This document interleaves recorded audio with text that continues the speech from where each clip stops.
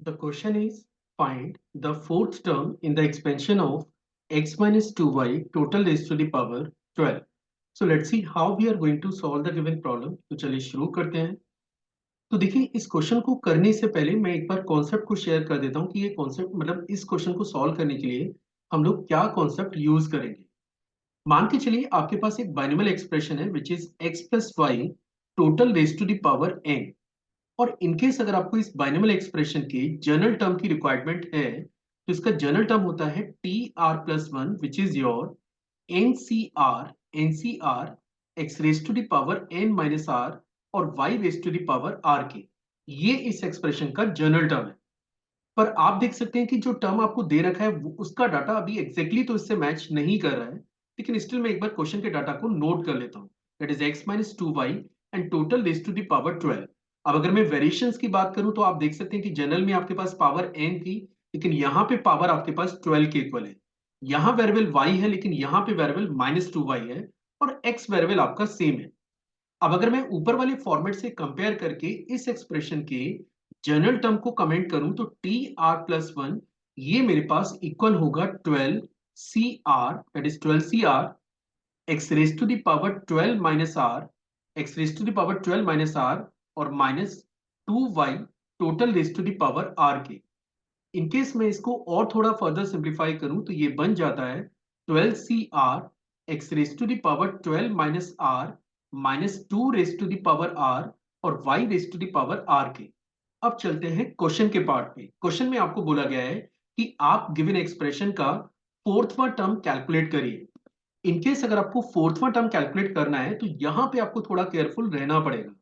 हमने सीक्वेंस का या इस एक्सप्रेशन का टी आर प्लस वनथवा टर्म निकाल के रखा हुआ है, टी आरथवा टर्म निकाल के नहीं रखा हुआ है।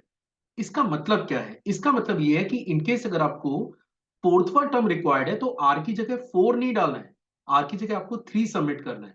और इनकेस अगर आप आर की जगह 3 सबमिट करेंगे तो आप इजीली चेक कर सकते हैं कि लेफ्ट में अब आपको मिलेगा टी 3+1, जिसको डायरेक्टली आप टी फोर्थवा टर्म लिख सकते हैं। अब क्योंकि आपने आर की जगह 3 सबमिट किया है तो ये सेम वेरिएबल आपको राइट साइड में भी रिप्लेस करना पड़ेगा। तो ये बनेगा 12c3, the first term is 12c3 x raise to the power 12 minus 3, उसके बाद minus 2 raise to the power 3 और y raise to the power 3 के। अब बस केवल इतना करना है कि हमें इस एक्सप्रेशन को सिंप्लीफाई करना है। इनकेस अगर मैं सिंप्लीफाई करता हूं तो आप देख सकते हैं कि T4 की वैल्यू पे अगर मैं कमेंट करूं तो सबसे पहले तो अपन बात करें दैट इज 12c3, इसको हम लोग अगले स्टेप पे सिंप्लीफाई कर लेंगे।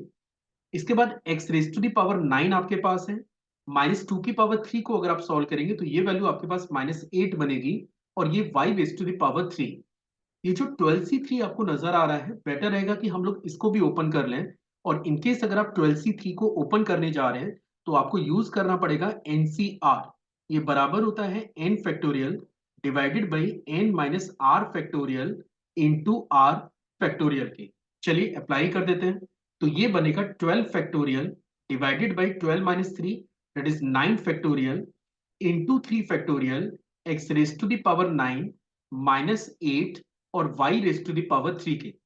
इनकेस अगर हम लोग इसको और फर्दर सिंप्लीफाई करें तो न्यूमरेटर में बनेगा 12 into 11 into 10 into 9 factorial divided by 9 factorial into 3 factorial और ये आपके पास है -8 x raise to the power 9 और y raise to the power 3 के। अब देखिए वैसे तो केवल कैलकुलेटिव पार्ट है, आप चाहें तो इसे खुद से भी सिंप्लीफाई कर सकते हैं, पर ठीक है मैं थोड़ा सा हेल्प कर देता हूं आपको। सबसे पहले 9 फैक्टोरियल से 9 फैक्टोरियल डायरेक्टली आपका कैंसिल हो रहा है। 3 फैक्टोरियल की वैल्यू एक्चुअली 6 के बराबर होती है क्योंकि 3 factorial is your 3 into 2 into 1 which is your 6। तो इससे आप डायरेक्टली इसे कैंसिल कर सकते हो, तो ये 2 बन गया आपके पास। तो आप देख सकते हैं कि फर्स्ट टर्म तो बन रहा है 110, 11 इंटू 10 करेंगे 110 आएगा। इसके बाद -8 को 2 से मल्टीप्लाई करना है तो ये क्वांटिटी बनती है -16 into x raise to the power 9 into y raise to the power 3 के। बस अब केवल आपको ये डाटा सिंप्लीफाई करना है and that is actually the value of the fourth term.